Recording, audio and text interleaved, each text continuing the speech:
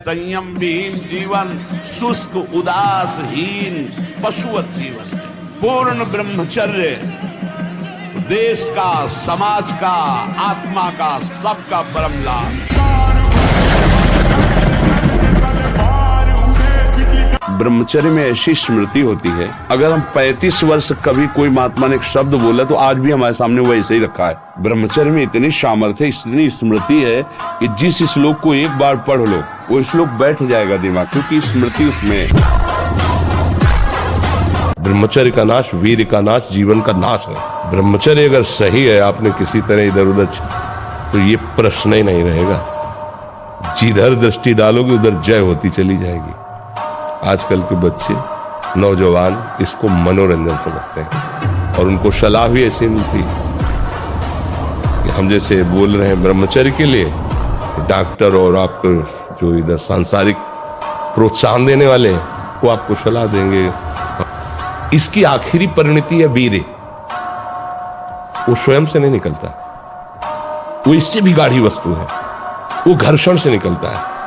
अगर आप उसको गर्म न करें चिंतन के द्वारा, क्रिया के द्वारा, तो नहीं निकलेगा। और जब हम उसको, तो फिर वो जीवन को नष्ट। प्राय इस पर बच्चे ध्यान ही नहीं देते कि ये कोई मार्ग भी है। और परिणाम क्या होता है कि वो संसार में, जिसे डिप्रेशन कहते हैं, मानसिक रोग से ग्रसित हो जाते हैं। एक ऐसा ज्वलंत तेज है, एक ऐसी उत्साह संपन्न वृत्ति जागृत होती ब्रह्मचारी की कि रात दिन एक करके भगवान में भजन करता है। इसलिए संसार नमन करता है महात्माओं को, जिन्होंने अपनी इंद्रियों पर काछ वाछ मन निश्चल रखे। धन धन जननी तेरी रे, लंगोटी का पक्का, जबान का पक्का, मन का पक्का। भूल न देख को मारक पाऊं, प्राण चाहे चले जाए कदम पीछे नहीं हटाएंगे, प्राण चाहे निकल जाए हम गलत मार्ग में कदम नहीं रखेंगे। आप देखो संकल्प करके कौन आपके संकल्प को तोड़ पाता है। तुम्हारे रोग निवृत्ति के लिए तुम्हारा ब्रह्मचर्य बहुत बड़ी औषधि है। मान लीजिए कोई भी रोग तुम्हें परास्त नहीं कर सकता, बड़े से बड़ा भयंकर रोग भी परास्त नहीं कर सकता अगर आप ब्रह्मचारी हैं। किसी भी घी दूध में उतनी ताकत नहीं, किसी भी बलिष्ठ पदार्थ में, किसी भी स्वर्ण भस्म चांदी भस्म में ताकत नहीं जो ब्रह्मचर्य में है।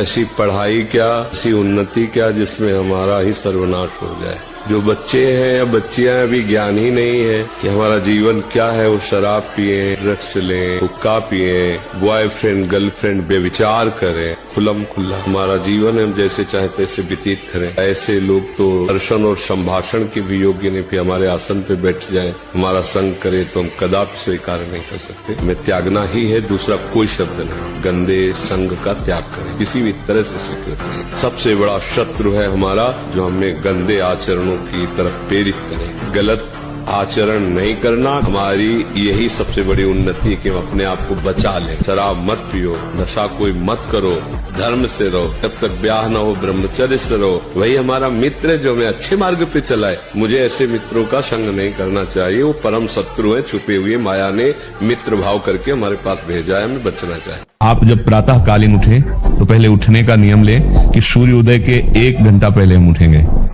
आप 5 बजे उठ जाइए और उठ करके सबसे पहला कार्य कीजिए, पृथ्वी के चरण स्पर्श कीजिए। और फिर आप जिस आसन पर बैठे, जिस सैया पर सोए थे, पृथ्वी को प्रणाम करने के बाद उसी सैया में 5 मिनट केवल बैठ जाइए और 5 मिनट बैठकर 5 संतों का नाम ले लीजिए, किसी भी 5। इसके बाद नीचे उतरिए और पहले जो अपने माता पिता कर माथा रखकर उनको प्रणाम कीजिए। इसके बाद आधा लीटर या पौन लीटर जितना आप जल पी सकते हैं, उस जल को आप हल्का सा गर्म करवाइए। फिर इसके बाद आपको 100-200 कदम टहलना है।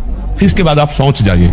शौच जाने के बाद स्नान करें और फिर तुरंत, अगर आपको व्यायाम आता है तो करें, नहीं तो सीधा सरल बात होती है, 20 बार बैठ जाए बैठक और 10 बार लेटने वाली दंड।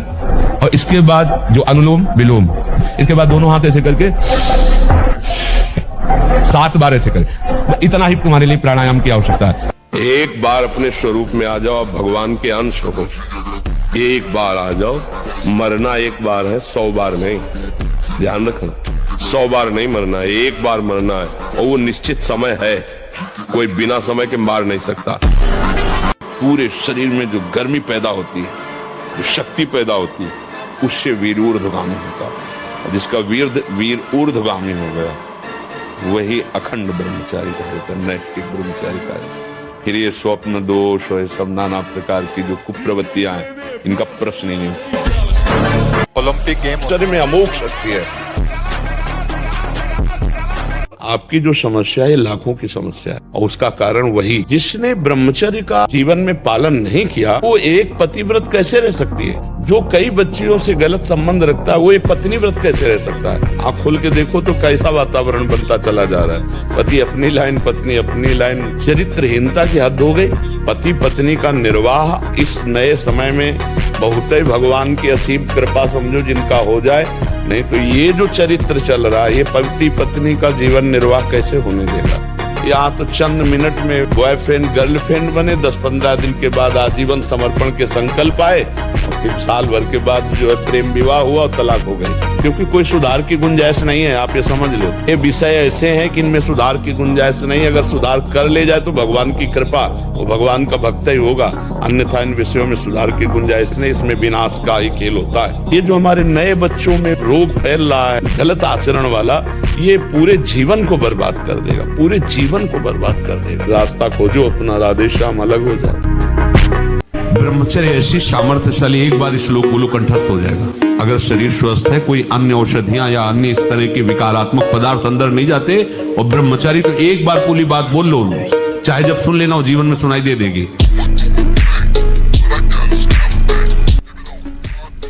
चरित्र की रक्षा के लिए सर्वस्व का त्याग कर देना चाहिए। चरित्र है तो सब कुछ आ जाएगा अपने आप, और चरित्र बिगाड़ दिया तो फिर तो सब बेकार हो गया। चरित्र दोबारा नहीं आता। मान लो एक बार आप शराब पी लिए, मांस खा लिए, गंदे आचरण कर लिए, तो आप ऐसा नहीं बोल सकते कि जीवन में हमने शराब नहीं पिया, जीवन में हमने मांस नहीं खाया। अब बिगाड़ दिया आपने, अब आपको हिचक होगी, गलती बिगाड़ दिया ना चरित्र, तब दाग लग गया ना। ये विवेकवान भाई दाग न लगने। नहीं। नए साल में अगर नियम लेना है तो यही लो कि आज के बाद मैं कभी शराब नहीं पीऊंगा, मांस नहीं खाऊंगा, और ना किसी माता बहन की तरफ गंदी बात करूंगा, गंदी दृष्टि देखूंगा, अपने कर्तव्य का पालन करूंगा, और इसी जन्म में भगवान को रिझा दूंगा। नाम जप करते हुए भगवत प्राप्ति करूंगा। हमारा तो यही सब समय अनुकूल नहीं है। अरे ईश्वर की इच्छा नहीं है, प्रारब्ध बड़ा बलवान है, दैव बड़ा, ये सब बेकार की बातें, परमार्थिक पथिक नहीं देखते। नियम लिया, निष्ठा ली, प्राण दे देंगे लेकिन बढ़ेंगे। ये वीर बहादुरों का मार्ग है, समझ रहे ना? हाँ, एक सुकृतवान धर्म से चलता है, सत्य से चलता है, अपने सत्य के पैसे से परिवार का पोषण कर रहा है। अब उसके जीवन में विपत्ति पर विपत्ति, घटना पे दुर्घटना, अब उसका जो पूर्ण पाप उसके सुख में बाधा पहुंचाने के लिए तैयार है, उसको फटाफट भुगवाया जा रहा है। चुप रहना, और जिस दिन पीछे का पुण्य और आगे का धर्म तुम्हारा जुड़ेगा, लंबा समय आपका महान सुख में जाएगा। विश्वास कर लेना, धैर्य पूर्वक चलना। बड़े बड़े धर्मात्माओं को इसी पद्धति से देखा हो। पांडवों को कितना कष्ट मिला, लाक्षागृह में जलाने की कोशिश की, वनवास किया, लेकिन सिंहासन पर कौन आरूढ़ हुआ? पक्ष में कौन था उनके? भगवान। सत्य के पक्ष में भगवान होते। थोड़ा सा ऐसा लगता है, पर वो भी हमारे पूर्व कर्मों का फल होता है, निश्चित समझ लेना। आज आप सत्य से चल रहे हो, कल हमने कुछ ऐसे कर्म किए जिनको हमें भोगना ही पड़े। स्वप्न दोष कहते हो, जिसे स्वयं ही वीरपात कहते हो, वो गलत अभ्यास से हुआ है। आपकी नस नाड़ियां इतनी दुर्बल हो गई, कुछ क्षमता नहीं रख रही वीर शक्ति को रोकने की।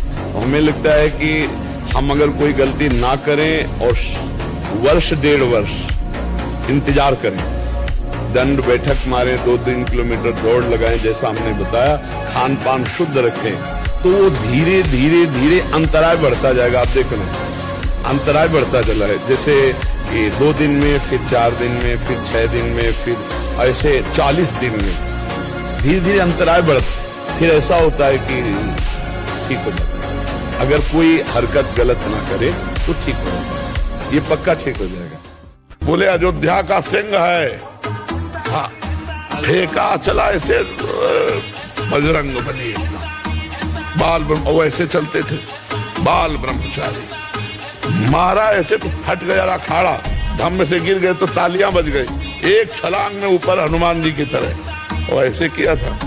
कोई नहीं था ब्रह्मचारी के आगे कौन?